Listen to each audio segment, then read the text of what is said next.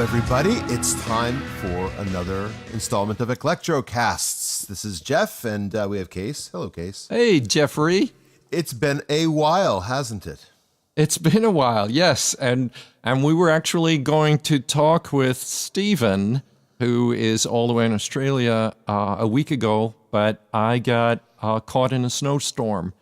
And so, and it is spring.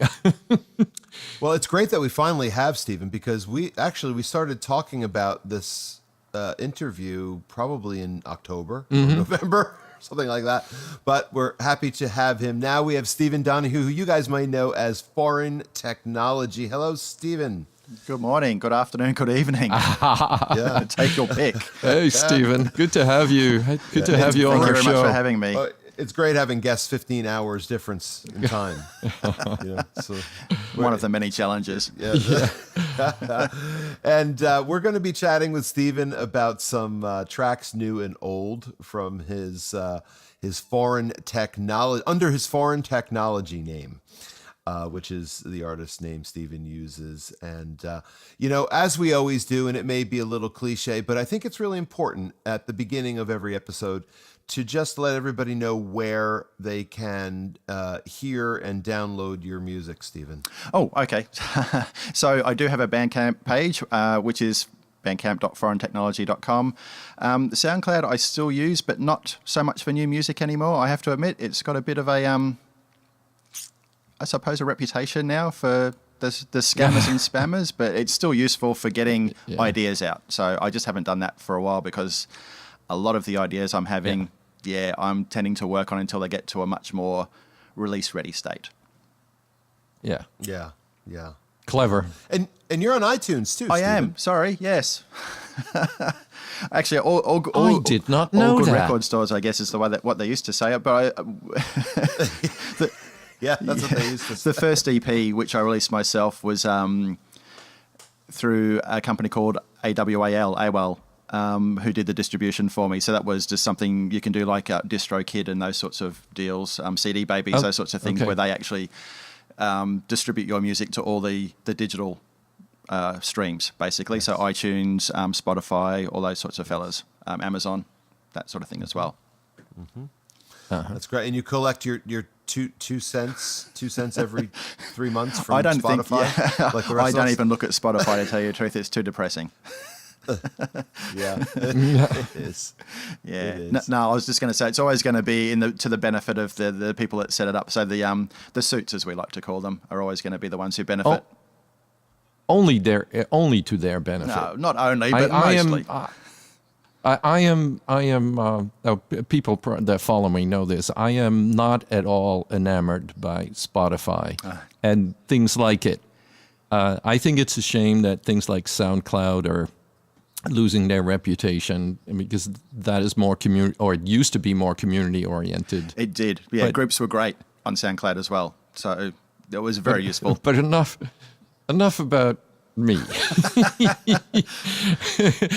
Stephen, you also are with Pink Dolphin, right? Which has a Bandcamp site, and your latest EP came out about 3 or 4 months ago on Pink Dolphin. Can you talk a little bit about how you started your relationship with them, and what it's like to work with a indie internet record label? Yeah, well, Rich is the owner and operator of Pink Dolphin, so it is very independent. It's pretty much a one-man sort of setup, but he does put out a lot of music, I've got to admit. I mean, the guy's just rocking stuff out at a great rate of knots, which is a bit of a shame for him, because he does music himself as well. So it kind of puts his releases back a little bit as well, because he's into the music that he releases. I think that's the big thing about it, is he loves everything that he releases. So, and he's got such a wide range of tastes. It's great. Is Rich from Australia, Stephen? I don't know him. No, he's actually from England. Oh, I can't tell you exactly where he's from. It's a secret. No, I just can't remember. He doesn't want people bothering him, probably. That's the good thing about Rich, though. I mean, people, you feel like you're bothering him with some of the questions, but the guy's so accommodating. It's just a pleasure to deal with him. Yeah. And also does amazing artwork for all the records, I believe. I've been doing my own, but I did have a video off Glide that he put out, because I'm not like yourself where I'm looking at a lot of video type stuff. I'm much more like, as soon as I've got a song together or a track together, it's like, what am I doing next? I'm working on the next track. So I really don't put a lot of effort into the graphic side of thing anymore. So it's always good when someone's quite happy to put their hand up and do that. The Broken Machine cover is beautiful. Oh, thank you. I just love that. Try and keep it simple, but I mean, like that sort of what do they call it? It's like this dystopian sort of look to it as well, because the whole premise for the Broken Machine has been an EP that's been coming for about 3 years, really. Wow. It was always, the idea was starting, and it was always going to be mechanical sounding vocals. It kind of got a bit poppier than I thought it was going to be as well. I thought it was going to be more of that sort of grey, not depressing, but kind of like Darker. Yeah, darker sort of music, and it kind of ended like up being something brutalism. Brutalist, exactly right. Yeah. So actually, Dean Clark, who Brutalist Architecture, is like, I love that sort of the look of the that sort of mid-century to late 20th century concrete. Yeah, kind of it just says something. And it's kind of, you see it here in on a lot of college campuses that did a lot of building in the 60s. Yeah. But it's kind of like, it's an image that evokes a feeling, which evokes a sound as well for me. So that was kind of the premise to start with. But I have to admit, because I've got so many tracks that I work on, when it came to making it an EP, which is technically it could have been an album, it's kind of narrowing down what works together. So I had a lot more darker tracks that could have gone on there, but because of the first 2 or 3 tracks that I chose, it kind of went not poppy, but a bit lighter than I thought it was going to be. Yeah, danceable. I've never seen my stuff as particularly danceable, but I mean, when you wrote that down, it was kind of like, I'll take that. Yeah, fine. If people are going to move, that's great. Well, to me, listening to your music, 2 things stands out. It's very melodic. Thank you. It has a lot of melodic phrasing, and the other thing is that it is very danceable. And you use drums in most of your tracks, but they're not on all the time. No. There are a lot of long breaks in which the drum plays a role, but not a rhythmic one necessarily, more an accentuating one. Yeah. So, the drums are an instrument. So I think a lot of people forget that it can be tuned as an instrument as well. So if you're not using it as a musical instrument, if you just got it as a timekeeper, I'm not really that keen on that sort of use of a drum track. Nice. Interesting. Right. Yeah. And it's so easy to just make a loop of a drum track and just have that go through the whole piece. Exactly. Yeah. And just ride the fader on it. Right. Exactly. Yeah. So some years ago, I did some work with Martin from Triumph Circulorum now. Oh, okay. Yeah.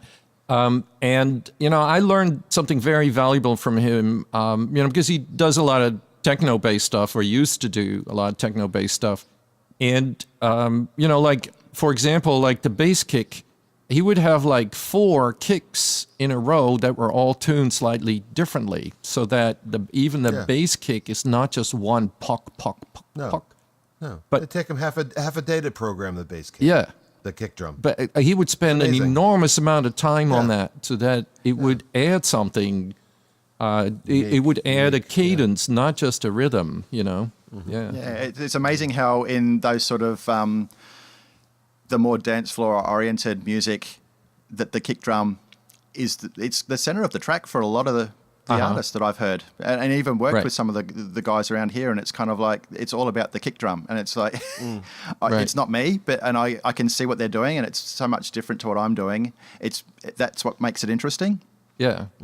But talk a little bit more about your use of drums in your tracks, and folks will be listening to some of them today, and I think it would be kind of cool for them to sort of get a little bit of the backstory on that. So you started talking about how you want the drum to be an instrument and not just a timekeeper.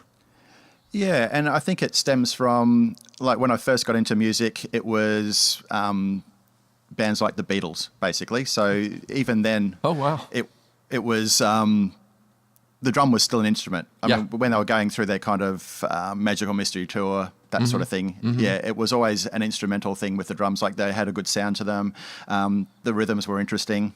It was used well within a track as well. And I think because then, like, obviously, I think everyone knows Gary Newman's the big influence for me. So there's always that live element to it as well. So the live rhythm section of the drum, the bass, the rhythm guitar, I'll always use that sort of thing in my music as well. And it gives it a different energy to a purely electronic drum or rhythm section as well. You bet. Yeah. And obviously using them together. So using drum machines as like accents to a live sounding rhythm track just gives that little bit more variety to the feel of the track. And then you can obviously drop elements in and out at will as well to always make the track, like, you could have the same melodic phrase over and over again. But if you just work on those rhythm tracks and dropping things in and out and dropping instruments in and out, changing the timing, changing all sorts of things like that, the tuning on some of the drums as well, it's just, it just makes the track, even though you might not realize that you're listening to the drums as an instrument, that's what you're doing. But your tracks are not at a high beats per minute, right? They at most you're just a little bit above 100, I would say. Around, I kind of work between sort of 90 to 110 is the current range. Yeah. So if something goes to 120, it's like, whoa. Yeah.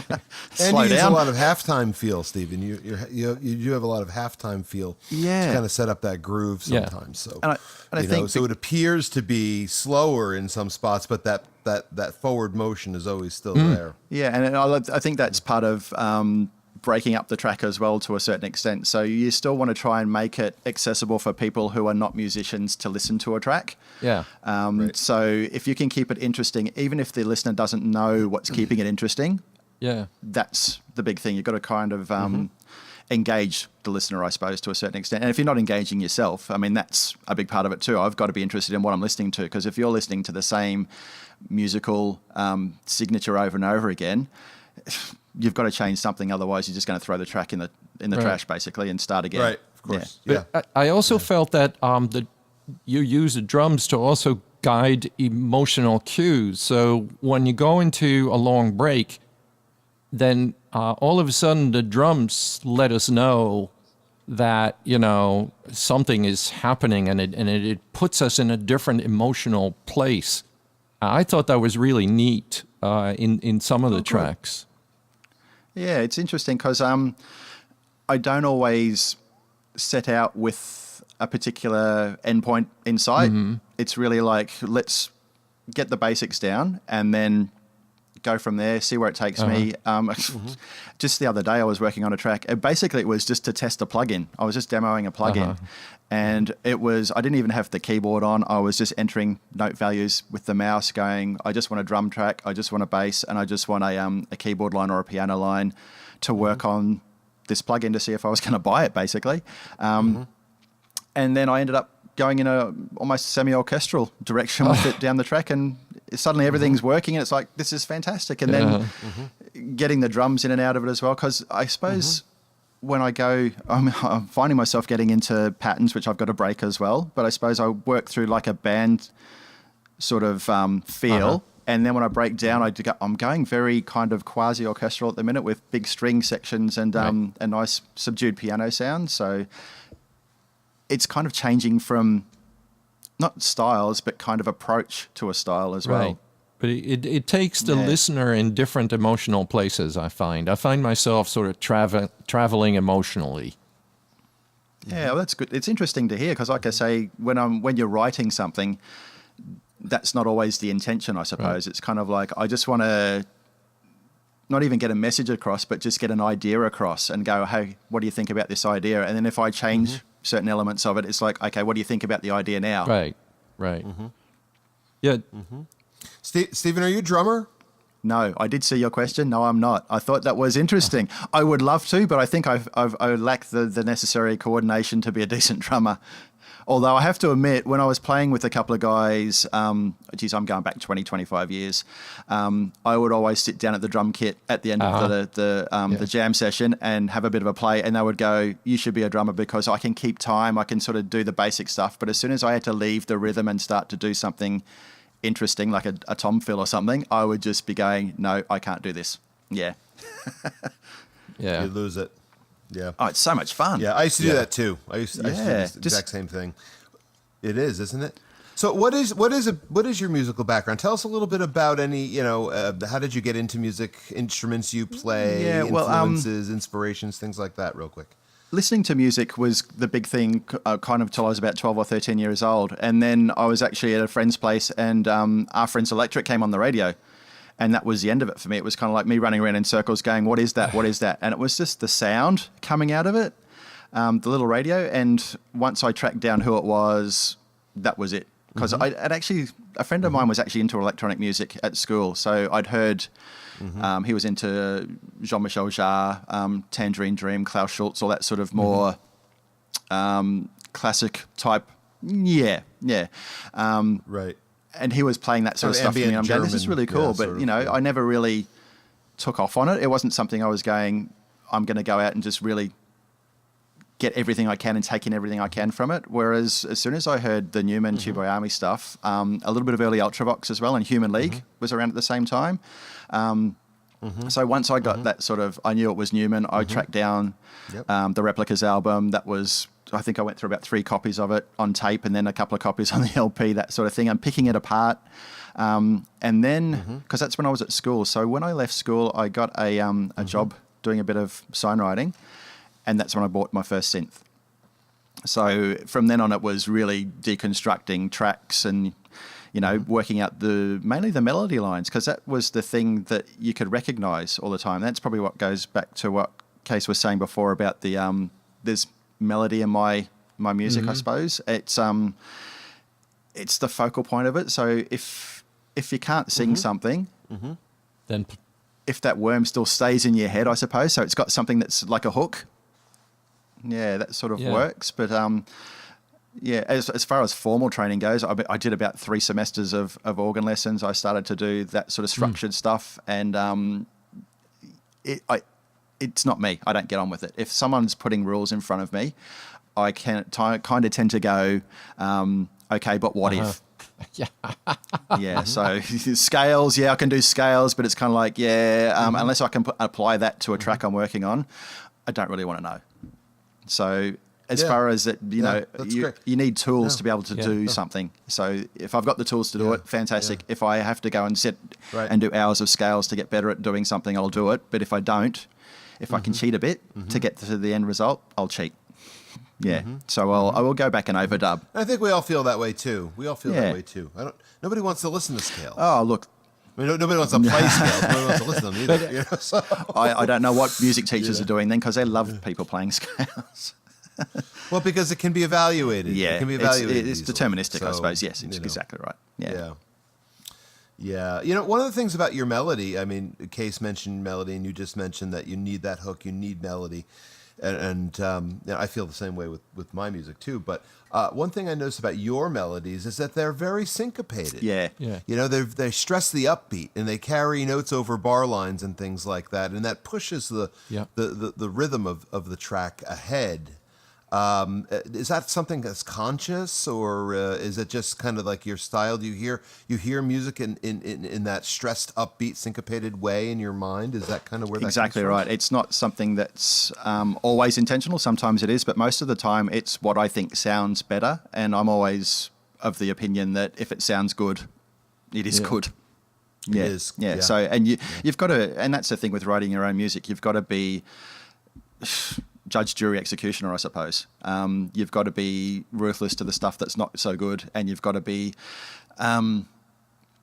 willing to work on stuff to make it good as well. Yeah. Yeah, so things aren't always going to happen. Sometimes some of the best demo track I was talking about before that I was doing the other day, I mean, that's come from nothing. That's just from me working and going, okay, I've started something, and suddenly there was, you might hit a a wrong key or just a sequence of keys because you're playing around going, okay, what am I doing? and then the idea will just be, wow, I haven't heard that before. Let's pop that in and let's just run with it, basically. So a lot of the time, it's not intentional. It's just the way that I think it sounds better. Yeah. Yeah. Well, I think Case and I would agree. Yeah, which I suppose in a way is kind of intentional, isn't it? Yeah. But it's not the original intent, I suppose, is what it is. It's kind of like, okay, let's you're work with working it that in way. elements of chance, and once you find something that is, let's say, attractive or alluring enough, you tend to want to put some time in developing it. And then, we run down rabbit holes, lots of times as composers. But I think the more skilled we get, the better we are at taking ideas that we may have thought were so difficult to develop years ago, and we're maybe a little bit more keen to work with them now because we know we can do it. Yeah. It's a situational thing as well. I mean, something that may have worked on 2, 3, 4, 5 years ago, you'll suddenly pull up the file for it and go, hang on a minute, that's actually okay. So it can be like the mood you're in at the time can determine whether you're running with it or not. If you have too many tracks already for an album or an EP that have that same tempo or same feel, maybe it's good to let that one sit in the back for a bit and see where you can use it in the future.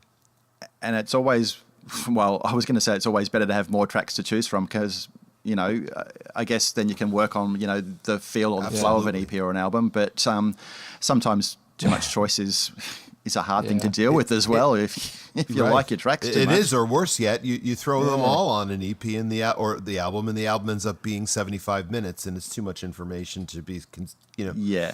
And the thing that I really couldn't get my head around early on was running order. It's hard. Oh my gosh, it's tough, like right?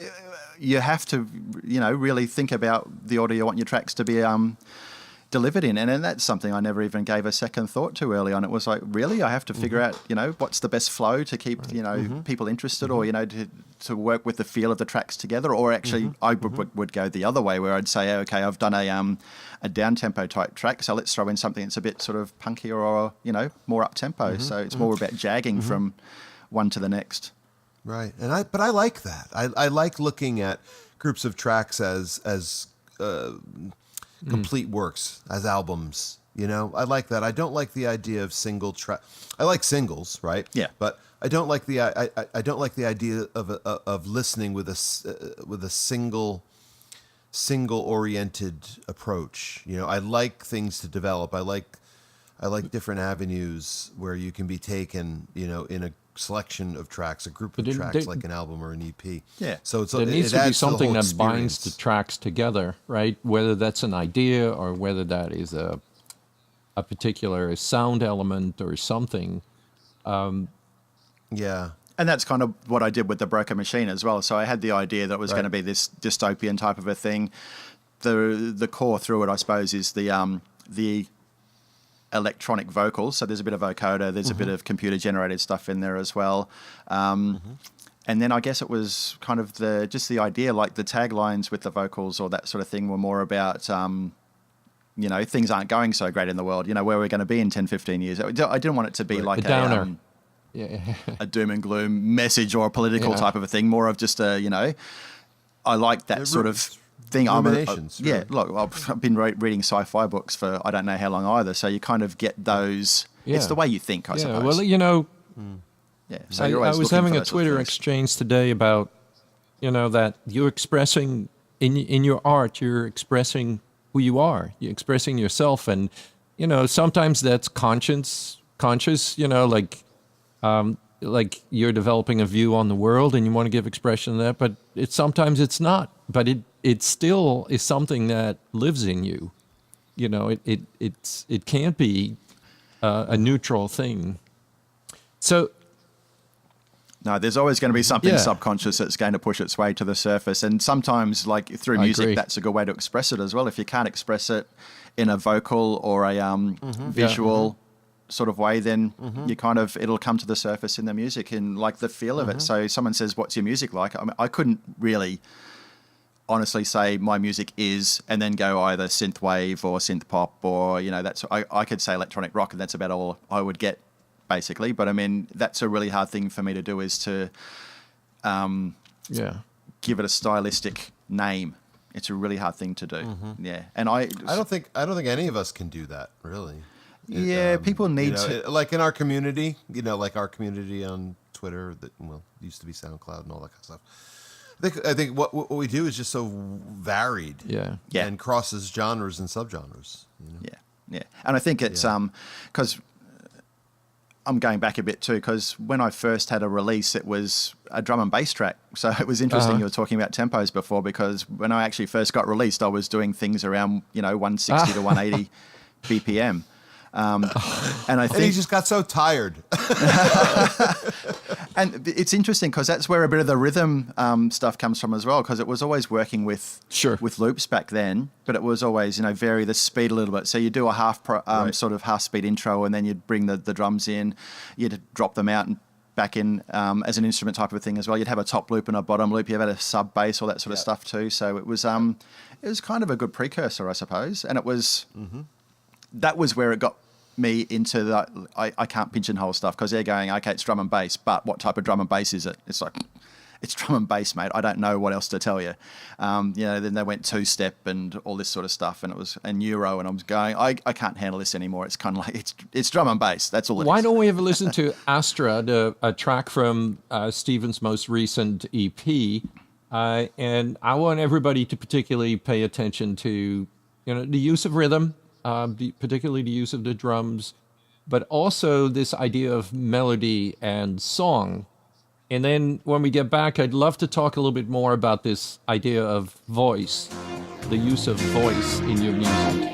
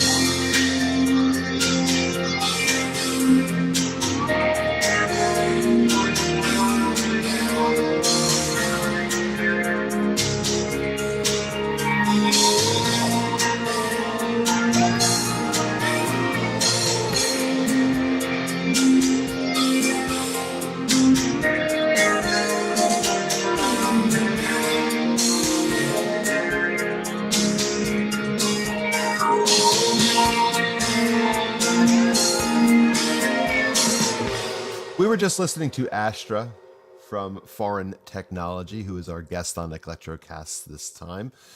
Astra's from The Broken Machine. This is Steven's Foreign Technology EP from, I want to think it was November last year. November, Steven, yeah. To be honest with you, it's been sitting on the hard drive for a lot longer than that. So in one shape or form. Yeah. Just waiting.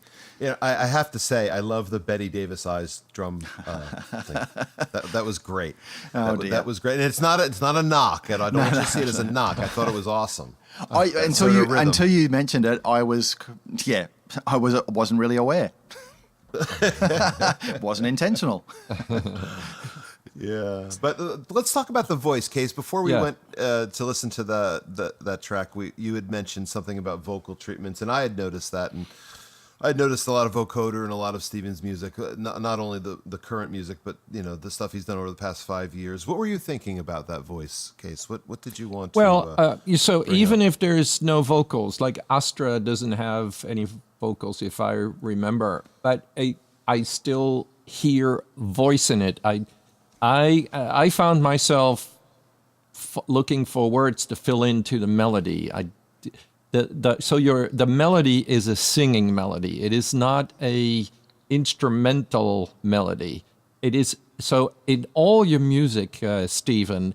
Particularly through the melody, I hear a voice, the human voice. There is something being said, and so I would like you to give your sort of your own insights on that, if you could. Yeah, look, I always intend for my tracks to have vocals in one shape or form, and I always like that sort of melodic feel to it. I think the thing is that I can't write a decent set of words that goes together to make up a proper song. It's probably my main problem. So that's why most of the time it will be a tagline, maybe 2 up to 4 lines, and that will be repeated, in different ways, shapes, or forms throughout a track. And because I always like the room for the music and individual instruments to kind of relay across as well. Because ages ago, someone said I always leave enough room for instruments to have enough breathing room, I suppose, around them, so you can actually hear individual elements, but I can stack them up together as well. And I thought, oh, wow, that's a really nice compliment. Thank you very much. Yeah. And that's what again, it's not intentional. It's just the way I like things to happen as well. So, but yeah, the vocals, it's kind of like, if I could come up with a decent set of words to put a song together, I would at the drop of a hat. But at the minute, it's kind of like I'll write, like with Astra, it's time to go again is as far as I got. And it's kind of like, let the music do the rest of it, basically. Yeah. Have you ever thought of working with a vocalist and a lyricist? Like Rob Bryant from Bear Island. Are you familiar with him? Yep, we know Rob. He's one of your fellow countrymen. He formed a duo with Lucia Phoenix from Chile, and they do Unknown Land. And her focus is mainly on the vocals and the lyrics, and he is more on the composition of the music. There is some exchange, but they sort of divvied it out. I'm not saying that's what you should do. Do you sing yourself, Stephen? Do you sing? No, not very well. That's a lot of the reason why there's vocoder on there, basically. Shh, don't tell everybody. The secret's out. So that's not you on Ed 2 kind of, wailing away over and over there. No. On that track. No. Ed, no. Okay. No. So there are a couple of programs I do use as well. Plogue Sounds do one called Chip Sounds. Is it Chip Voice? It's Chip something. So it's kind of like the old Nintendo, Atari, Commodore chip vocal emulations, basically. Oh, neat. Yeah, they're actually really cool because most of them are really a bit too glitchy for me to use. They kind of don't sit well with the music, but there's a couple on there that are really nice and they work well. And a lot of the times it's the way you type words in as well. So once you figure out how to type a word in, so it actually sounds like that word. It's very phonetic with the word. So you could type, I'm looking at the word fascination in front of me now. You wouldn't type fascination in, you would type in FASSIN, as separate, and then ASHON, that sort of thing. So once you figure out how to do those sorts of things, misspell it. yes. So you've got to look at it phonetically instead of literally as it's written down, which is great if because the English language is terrible for that sort of thing with the way we pronounce the words compared to the way they're written down. But yeah, and there's a couple of good vocal programs around. I'm trying to think. There's one that's in like a beta stage at the minute. I can't remember what it's called now. Emily something or other. Emily Vox or Emily Voice. Okay. Again, it's the same sort of thing. If you know how to input the different phonetics or syllables for a word, you can get some really good results. I don't think I sent you guys the track that does have it in. I think I sent the one that I sent. Is it over? Didn't I? Okay, so that's a different thing again. But yeah, it's it's weird because it's really hard to get a good vocoder sound. I've found like it's intelligible, and I think that's Astra's a good sort of indicator of how not to do it if you want intelligible vocals, because it's really slurry. It's you don't know what the words are, especially at the end when it kind of sounds like I'm just mumbling off the edge of the planet. But then again, it wasn't intended to be a vocal that people would sing. It's more like that's the melody line. Right. So if you put words there, people recognize that's the melody line. I mean, that could have been a soft synth. It could have been a guitar line. It could have been a bass guitar for all anyone would care. But it's the melody line, so people go, it's the vocals. People don't sing the right vocals anyway half the time. So, right. Well, how important are the in words? Watch by Windows, which I would like to listen to next, if that's okay with you guys. You have more words than in any of your tracks. And you can hear what I'm saying you're as well. saying. But what I thought there is, the repetition of it becomes haunting. Right? It's a real it track for me. Yeah. I mean, as a personal thing, that's one of my tracks that I would listen to over and over again without complaint. Right. You know how some people get really sort of defensive of their work and they go, "No, I can't listen to it." Or that sort of thing. I mean, that I'm like that with certain tracks, but that track I actually enjoy listening to, and I'll listen over and over again. I don't know how I did it because it's sparse. It's still got a lot going on. The vocals fit really well. You can actually hear what I'm saying. There's an idea behind it as well. It's kind of, I don't know if you guys would have got a series called Fringe, probably 8-10 years ago. No, not familiar. Kind of like, oh no. I don't remember that. Okay. It was like an FBI agent investigating paranormal. It's like X-Files, sort of? X-Files kind of, yeah. But they were looking at parallel universes, basically. Kind of like what they're doing now with, there's another show that's doing it now. I can't remember the name of. We're only just getting it here. It's an older track, older TV show. Counterpart. Counterpart. Okay. Yeah, so they're working on the basis of parallel universes where things, there's the universe where the good character is bad, all that sort of reverse type stuff going on as well. But there was these. They didn't call them aliens. They were basically more advanced type of a race of people, and they would show up. And they would be watching people. I think they were actually called Watchers. That's probably where the title came from. And they were making sure things happened. Like if people were going from universe to universe, that they weren't interfering with the development of that timeline type of a thing. So so these guys were kind of like the overseers of that, and that's where the original sort of watch them from Windows, come and go type of thing was. It's like these people were coming and going and making sure everything was working properly as it was supposed to. And then the eerie line is where they come from. No one knows.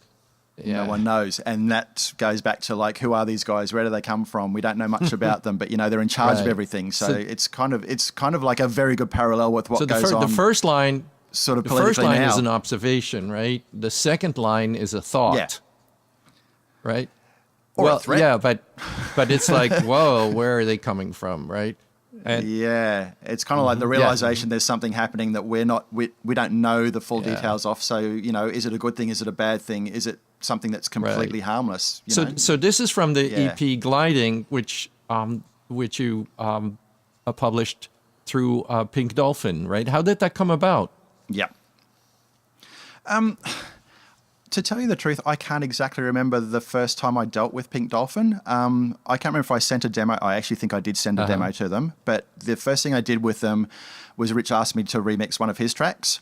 And I did that in my style, which was a bit different to everything else that was on the remix EP he released. And then he said, do you want to go for an EP? So I put together some tracks that I thought worked well together.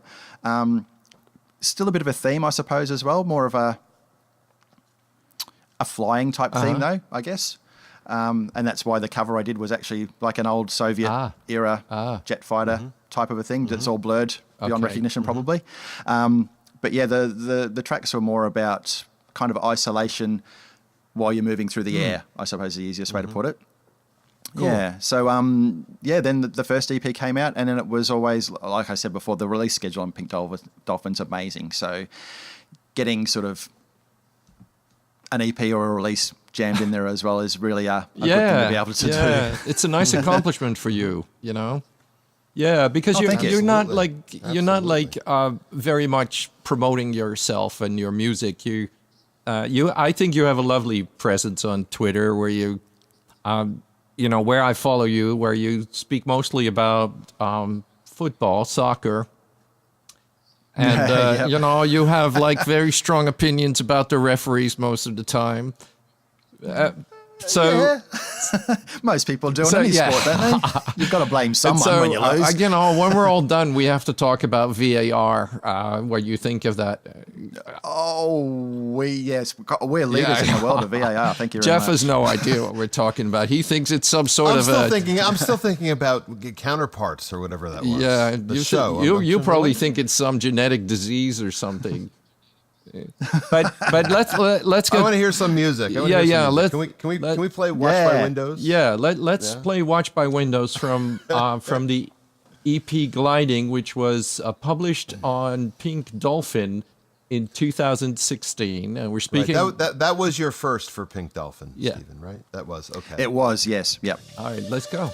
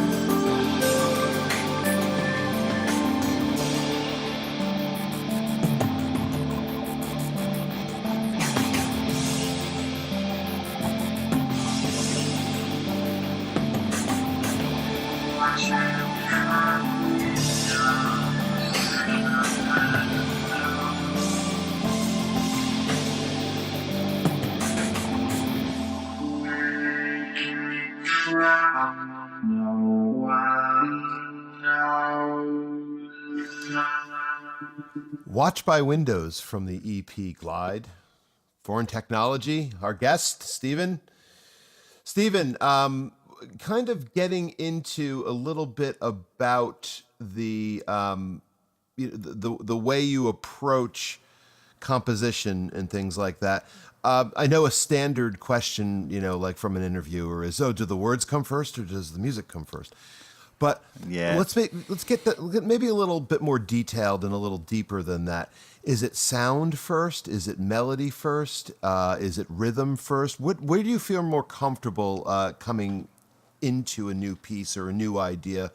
From which direction do you kind of feel most comfortable like starting with, and that kind of yields the results that you can not tolerate, but that you find palatable and something that you want to develop? Where does that come from first? Yeah, look, if it was the same thing every time, that would be an easier question. But a lot of the time, it's just flicking through a bank of patches on a software synth, or if I've got the sub 37 on, it'll be twisting some dials, that sort of thing. I think it is the sound first, and I guess that goes back to that whole thing I was talking about originally, where my influence was through that Tube by Army, Our Friends Electric thing. It was that sound that caught my ear. So if there's a sound that catches my ear, I'll have a play with it, and then it might be, no, I'll throw that away because nothing's happening there, or you might just be hitting a couple of keys and going, actually that works really well, so let's see where that goes. Other times it might be me just finger drumming, basically. So just pulling up a nice kit and just bashing away on keys, or the little Rolly light pad block, and just going, that works. Let's play around with a couple of things, and then put a bass over it. Because generally bass doesn't come in till later on, but sometimes because I don't know if you guys have noticed, but I use a bass guitar type sound more than I use synth bass. I like that because it. A nice growly bass. It can be bass. more melodic as well, so I like the higher stuff further up the fretboard too, so it becomes part of the melody, or like a counterpoint to a melody. It is about the sound, but it's about what instrument I use first, whether it's a drum track or whether it's a bass track, or 9 times out of 10 it'll be either a piano or a synth sound. So if it's a synth sound, it's more about the sound. If it's piano, it's more about the string of notes that I might be hitting. Because I have a keyboard style, I suppose. Everyone's got their style, whether it's like Jeff on guitar or, me on keyboards. There's a definitive way that you play. And because I don't practice, I kind of try to not get into patterns, and not practicing and just hitting keys randomly is a cool way to do that, basically. So you come up with much more in the way of different ideas that you wouldn't have if you've been schooled. That you hit a C bass note, so you hit your C or your E, your G, whatever, as a melody. So you kind of go out of that structure, and you go, okay, I'm going to hit a C chord, but I'm going to add a seventh or a diminished whatever in there. You're doing something that's theoretically explainable, But if you don't know what that theory is when you're doing it, you're just doing it because it sounds good. You're going to go in a different direction to what you would if you've gone, okay, that's the chord. It should be followed by another chord in a minor or major key, whatever. So you're getting away from the theory, but you're still based in theory, I suppose, is the best way to put it.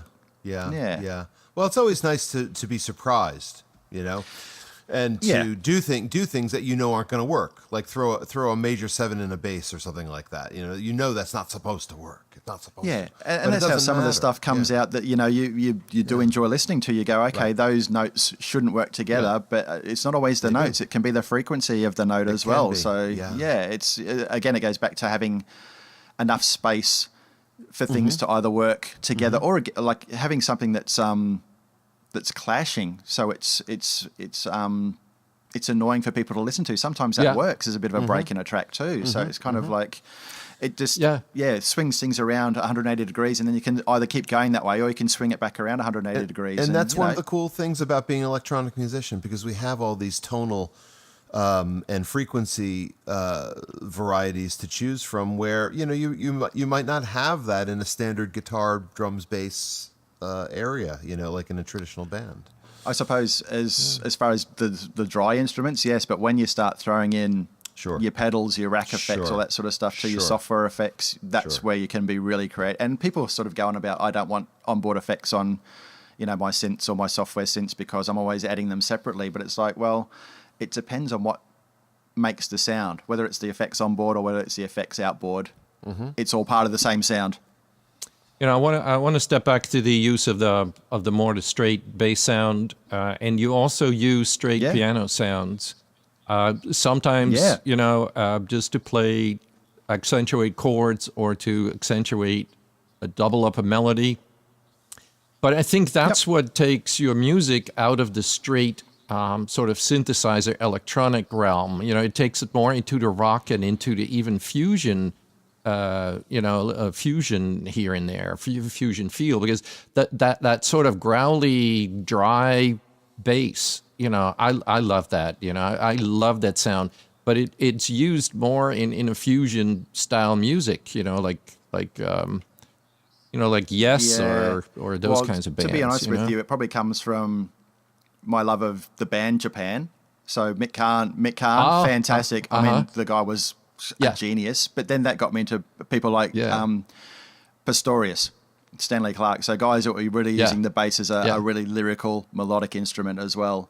I guess that goes to the fusion end of things you're talking about. Again, not as I wouldn't go and do that sort of thing because technically my brain doesn't think that way, but obviously it can influence what you're doing. Yeah. But the thing with Mick Karn was he was probably the best singer in the band too. Great voice. Yeah. They were really undefinable at their time, because it was in a time where, everything was more pop synth, right? And like big hair, and it was sort of right after the symphonic bands, the symphonic rock, really, which became sort of the new wave synth music. But they musically and melodically, were just going their own way. And I've always loved Japan. I always have. I still do. I think they took a lot from Bowie, but they got a lot more synthetic than Bowie. Who didn't take anything from Bowie though? That's right, exactly. The question. But I mean, like even the drums in Japan, Steve Jansen used it as an instrument, especially when they got to tin drum. It was a really individual sound, and Barbieri with his discordant. Like cross-modulated, the Oberheims, the Prophets, those sorts of things, just doing all these really otherworldly sounds. It's kind of like nothing else, was close to it at the time, really. Yeah. There really wasn't. There wasn't, absolutely. No, not mainstream. I agree with that. There's a track that you sent us called Token. Yeah. That didn't make it onto your latest EP.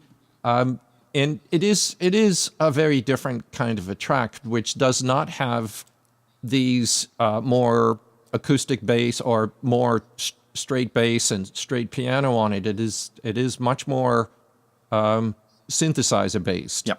And it is also therefore a little darker, not dark depressing, but it has a darker mood to it. Is that a direction where you see yourself going, or are you interested in exploring that further? To be honest with you, it's pretty much where I've come from. So that's the sort of thing I would do more often than not. Interesting. Yeah, so that's why I wanted to put it on the EP as well. It was like, that's really my sound, but it's got a bit more, it's not quite a solo, but it's more of a melodic sort of stretch, I suppose, in there. Yeah. I guess you could call it a solo, but it's and I didn't know if that was too indulgent as well, as weird as that sound. I mean, even though it's still only me, I still think I still have a band ethos, I suppose. I still think when I put a track together, it's got to sound like it's, I could, I don't play live anymore, but I could take it out live and it would sound like a band. Or I could give parts to a band and you could have a drummer, a bassist, a guitarist and a couple of keyboard players and you could do the track basically.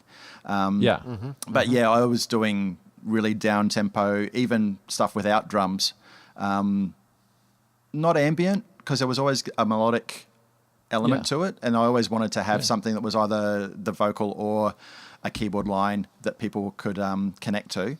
And I got to admit, I'm not big on playing chords. Every time I see people write something, can you play chords on it? It's like, I'm a real monosynth guy, basically. And I would rather do 5 or 6 different monosynth lines to make up a piece of music rather than just hit, the same sound with, all 10 of my fingers and thumbs. And just hold it. So but what you're doing with that, Stephen, is you're orchestrating chords over different lines and different instruments. Exactly right. And that's making composite chords. And different registers, right? Yeah. I mean, that's what I learned from you, Jeff. That really opened my eyes a long time ago. Well, that's what orchestral composers do. They write across. And it's that counterpoint because, I like listening to Bach as well. So, I mean, if you go and listen to some Bach, let's do the obvious Brandenburg stuff. And there's different instruments playing different lines, but they all come together as well. So you can focus on one line if you want to, but there's always something else going on to take your attention away as well. And then everything gets thrown together towards the end. So it's kind of like, not the same as I do, but I mean, you can play, like if you get a viola line and you've got like a bass line as well, and you've got something in the middle sort of frequency piano wise, you can play different lines and then bring them all together. So it's about orchestrating synths, basically, or the sounds. Yeah, nice. And the track Token has, I believe, sort of a female-like voice in it, using a tagline. I think it says, "I can see you waiting, I can feel you hesitating." Yep. So, and that is the plug-in I was talking about before, the chip sounds. Wow, it sounds extremely real.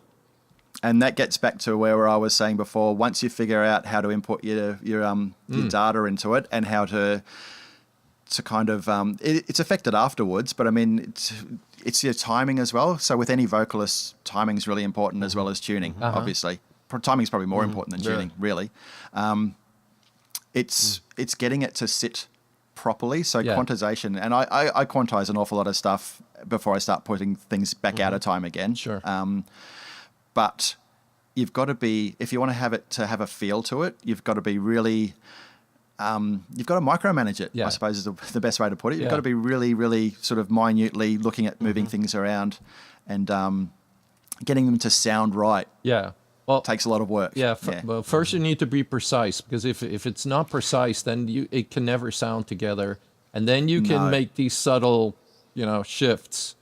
To humanize it a little bit more, but if you begin there, then then it's really difficult. That's why in the old days when they recorded a band, they did everybody together as much as possible, except for the drums maybe. But they had everybody go together because otherwise it was nearly impossible to get it right. Yeah. And once you print something to audio, you can start to move things around a lot easier as well. When you throw your effects on, I mean, you could, with your delays and those sorts of things, you can make other patterns as well. So it becomes never ending then, and quite confusing if you let it. Yeah. Well, let's listen to Token. It's a 2018 track that did not make it on the new EP, but so we have it on the show for everybody. It's a track by Stephen Donahue, who goes by the artist name Foreign Technology. This is Token.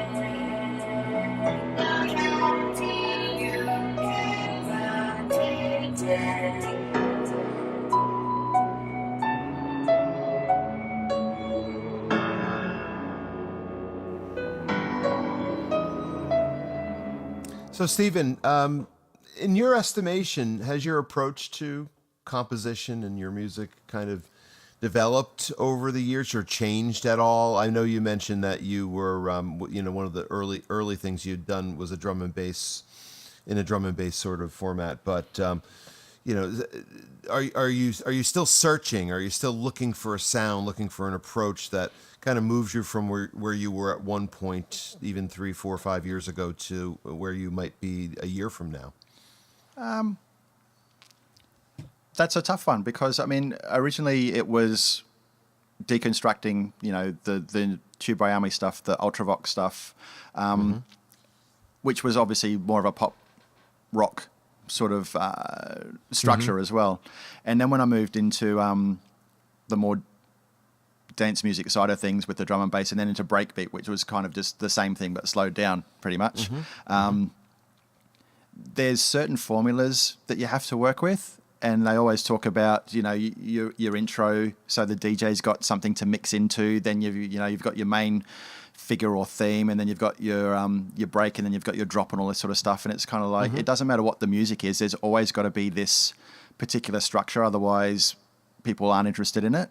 Right. And so you kind of work to that, but you can only do so much before you go, no thanks, I'm pretty much done. Yeah. So it's kind of, I've gone through that and then back into the kind of pop rock structure of things. So it's where I've come from at the very start. So it's an easy thing to fall into. So it's kind of, I think I'm better at arranging now. I can make a track make sense.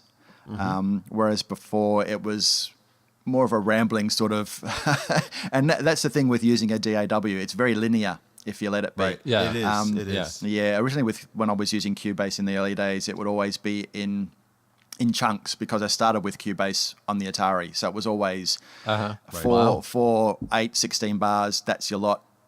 Switch them all together. And then I actually went to hardware sequencing. So I was using a VFX SD for a while. So the Ensoniq boards.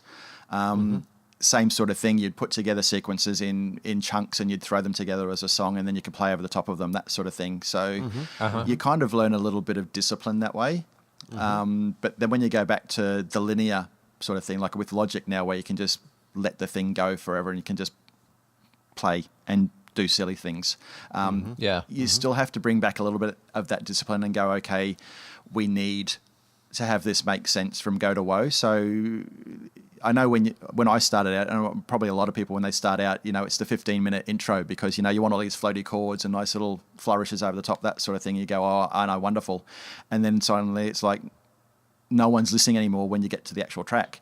So it's kind of getting to the crux of the matter as quickly as possible, basically. So you don't have to have your chorus first, but I mean, get someone's ear straight away if you can. Right. So, don't just play your drum track for 8 bars or 16 bars and then introduce instruments.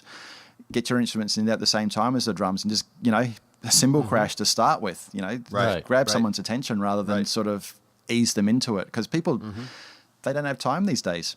Everyone's busy. Apparently. So it's kind of like, I'm not going to waste a second, listening to a drum loop for 2 minutes before I get to actual where there's a vocal or a melody line. So, Having said that, I don't think I can do a track under 4 minutes anyway. So, not really pop territory, is it? Well, but a lot of your stuff is around 4 minutes or a little shorter or just a little over. Yeah, like it goes for as long as it needs to, basically. Right. Yeah. Exactly. Well, but that is, I struggle with that because I sort of like to ease into a track. I don't like to overwhelm people, but I also don't use hooks. I really don't. Yeah. So that's not an issue for me, but I find it hard to know like how many bars, when should I do this and how do I build it down or do I put in a break? And I could like hem and haw over that for weeks, months. And that's where the discipline comes into it, really. It's like, what do I have to do to make the track work? Do I have to make, do I have to cut out that 8-bar section there because it's not working? Do I have to add in an 8-bar or a 16-bar section to make it work? Exactly. Yeah. So I like to use things like Ableton Live or Bitwig, where you can create little what they call scenes, and you can put like all these clips in there of things that you like, and then you can actually create a live composition out of it. By using these clippings, and that is a process that I really enjoy because it allows me to select the pieces that I like, and then later, separately, as a separate process, think about how I would like to put them together. Yeah, look, I've never got on with Ableton personally, but I was playing with a band probably about 13, 14 years ago, and that was their go-to especially for live performance. It's a great tool for live performance because it's not just a hit play, away you go. There was scope for variation every time we played a show. Yeah, exactly right. Yeah, it's a great way to look at it. It becomes an instrument. Yeah. And I guess it's a bit of that, what I was saying with Cubase. It's a more elegant way of doing it, but you're still playing with chunks of audio that you're stringing together. You've just got a bit more of an on-the-fly approach to it, I suppose, where you can get things to work and happen a bit, and you can try different variations on arrangements really quickly as well. Right. But, like I find if I am too overly concerned in the creative process about a composition, it stifles me. That I don't have a theoretical background to speak of, so I cannot fall back on that. So I really got to enjoy the moment of creation and just let it go wherever it goes.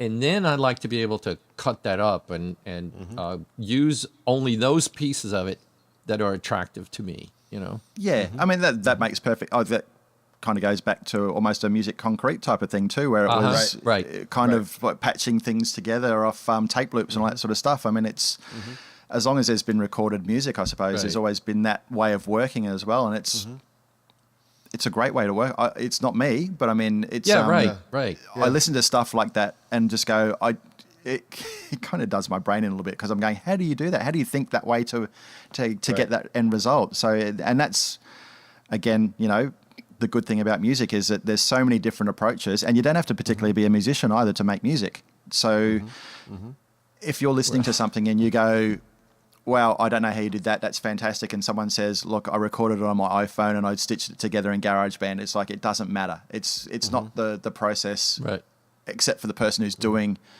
the writing. It's the end result that's the matter. And like, if you listen to a piece of music and go, that's fantastic, it doesn't matter if a 2-year-old kid has done it with his, you know, little baby piano or whatever. It's a good piece of music. It's caught you. It's fantastic. That's all you need, really. Agree. Yeah. In case when I listen to your music, I can hear the joy in creation.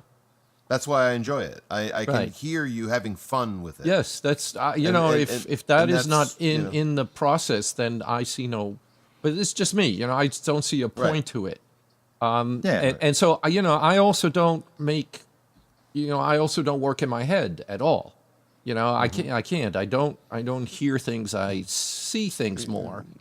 And that goes back to that subconscious thing we were talking about before too, where you're kind of just letting what's inside take over, basically, and it's coming out through the fingers. Yeah, and that's the joy. That's the joy of it for me, you know. Yes. And you're a secretary of music. Sorry? You're a secretary of music. No. That's Martin. Martin is the secretary. But that's the thing. If it's not fun, if you're not enjoying what you're doing, I mean, why do it? Then it's a job, isn't it? I suppose. But you know, it is born out of my limitations, because I think if I would have a background, I would work more like you guys. You know, I would. I probably would be able to translate what I hear into a piece of music, but that's not something I can do right now.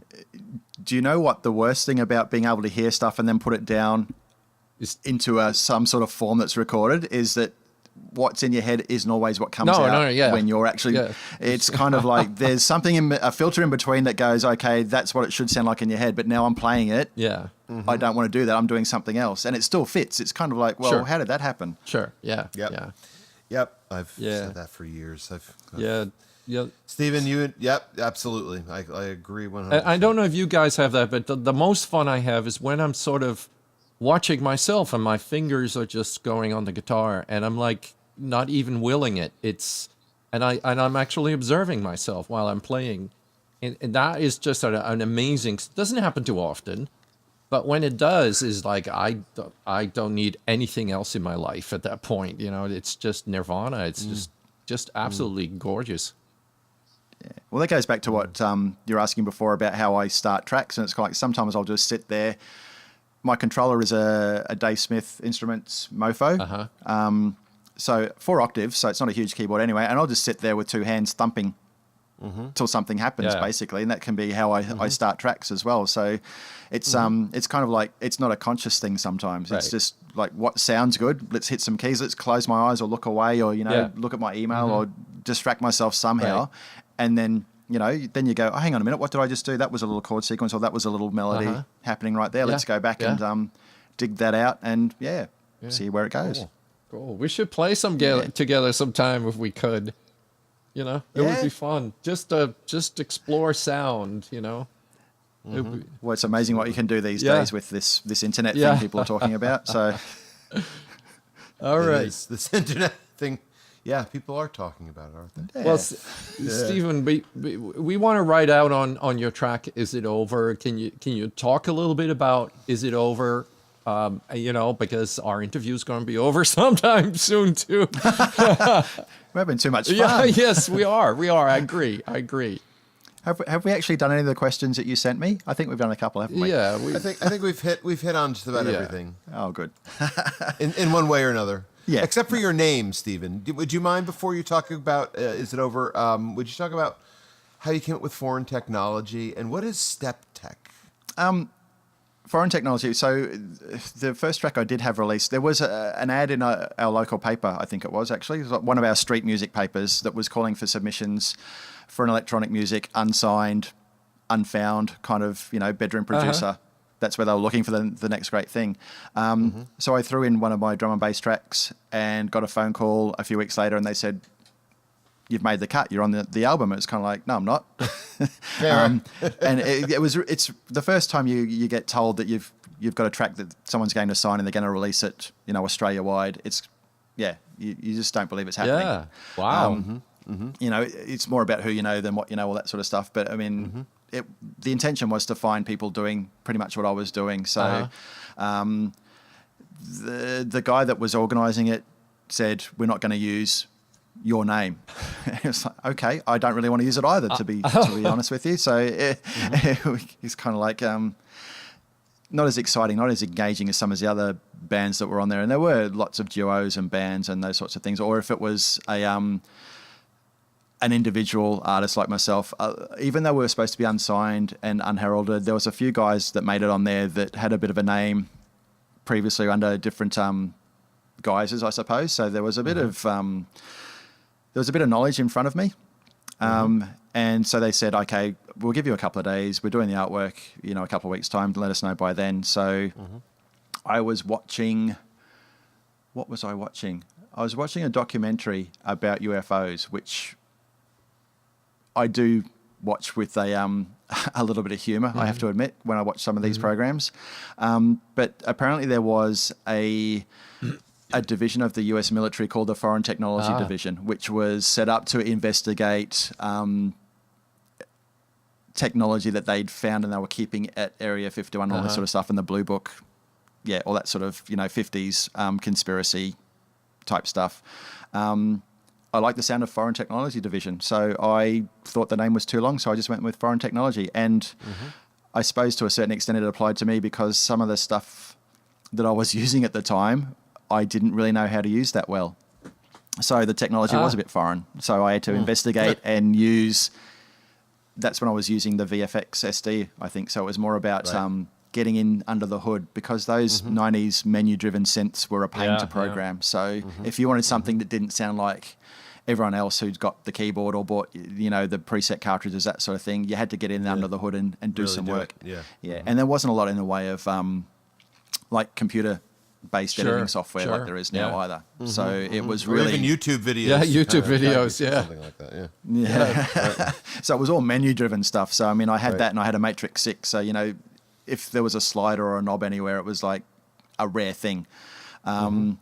So, yeah, that's where the name came from. It was just purely plucked out of a TV documentary that sounded good to me at the time. So that's where we went from there with that. And it's stuck ever since. The Step Tech was just the first four letters of my first name and then technology with the K instead of a CH, just basically to have something that was nice and easy to remember for me as an email address or like a Twitter handle it is now as well. So rather than doing the foreign technology or FTech thing, it kind of made sense. So Got it. So there's nothing too clever behind it. Well, Jeff and I used to play in a band together called His Boy Elroy, and that was taken from the Jetsons, the cartoon. So you know, Did you have the Jetsons in Australia? I used to. Came home from school and like from 3:30 till 5 in the afternoon, there'd be the Jetsons and the Flintstones and that sort of stuff as well. So it was. My God. Great stuff. American social stuff poisoned the whole world. At least I could watch a cartoon and enjoy it. Now it's all this anime stuff, and it's kind of like I like looking at it. You're right. It's weird. You're right. In the Jetsons, they were talking great. through televisions with each other, and look at what we're doing right now, So anyway, so Stephen, is it over? Is a new track?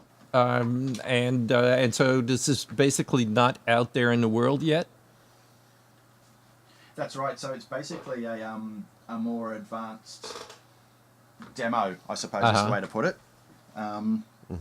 So again, it's me having a bit of a play with some demo plugins just to see, what you can do with them. So it was, it's actually... Polyverse's manipulator. So it's actually, it's my vocal on there as well as a bit of the chip sounds on there as well. So it's all sort of layered together. And I just wanted to do something that was really sort of almost a punk sort of feel to it as well. So nice and quick, upbeat, right. not too complicated. So yeah, and then there's kind of like a couple of little break bits where I get a bit more melodic. But other than that, it's pretty much straight ahead. Yes. Have a bit of fun. Yeah. Get your limbs moving. Yeah. After me saying I don't do dance music, there I'm going, yeah, this one's pretty much a jump around the place pogo type of thing. Well, we're going to be writing out on Is It Over, a new track by Stephen Donahue, who goes by the name Foreign Technology. You can find Stephen on Bandcamp, on SoundCloud, on all the streaming services. And we will be sure to post that on our podcast page, so you can easily find links. Stephen, this has been really just wonderful talking with you. We've had so many Twitter exchanges, but to just talk to you in person, this is why we do this. This is our joy, and just want to say thank you so much. No, you're welcome. This has been awesome fun. I wish I was doing it earlier, to tell you the truth. It's taken too long. Yeah. You know what? But Stephen, you've been on our short list for 3 years. You really have. It's just a matter of scheduling. Yeah, you've mentioned it so many times. It's kind of like it's never going to happen. So yeah, I was kind of not happy with that. I was down with that. Yeah. Well, we've slowed down. We used to do one a month, sometimes two. I don't know how you could do that. Yeah, like it would be fun, but just the work involved. Well, it's what. It's Warner. Look at my head. I lost all my hair because of it. Oh dear. Yeah. So, Stephen, is there anything else that you want to say before we ride out on Is It Over? I think I've got another couple of tracks in very much the same vein. So it could be something that I do. I always think I should do stuff as a side project. So like start up a different name, that sort of thing. But besides being too lazy, I think it's just not worth doing. So that it might be like a little 3 or 4 track EP with those kind of more catchy, more punky sort poppy, punky sort of things. Yeah. Happy pogo tracks. Yeah. Pogo tracks. We'll call them pogo tracks. Nice and quick. Nothing too fancy about them. Yeah. Straight to the point. Away you go. Well, you got a new title for it. For your album. The Pogo EP. Yeah. Well, we like to do that every show. We like to sort of give an assignment, like some people we tell to write a musical and, things like that. So we're naming your new album there. It's done. Okay. Yeah. Look out for it in all good record stores. Yeah. Pogo tracks. Yep. Yeah. Tracks from the pogo stick, yes. Yeah. You might have to release that independently. Richard might not go for that. I don't think. As long as people can get past the title, that will be okay. Yeah. Well, all right. Let's ride out on Is It Over. Thanks for being with us, Stephen, and thanks everybody out there for listening to us. Thanks so much. Thank you. You're welcome. Thank you very much. Take care. Is it over? Is it over?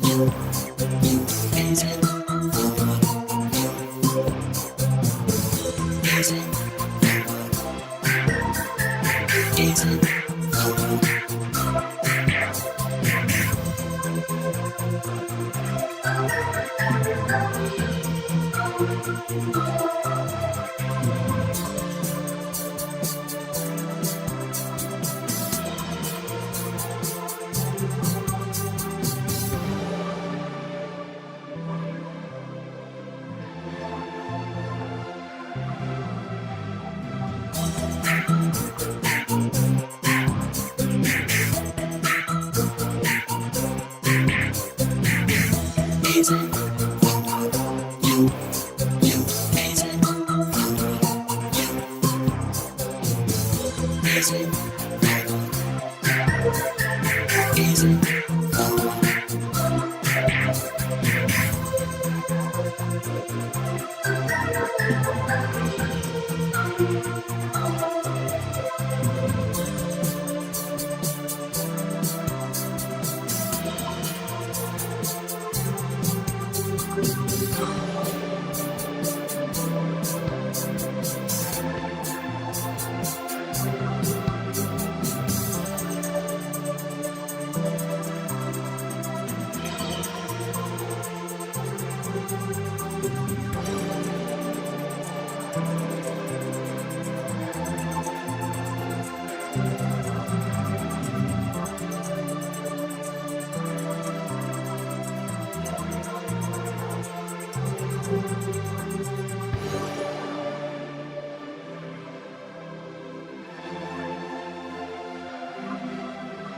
Flow.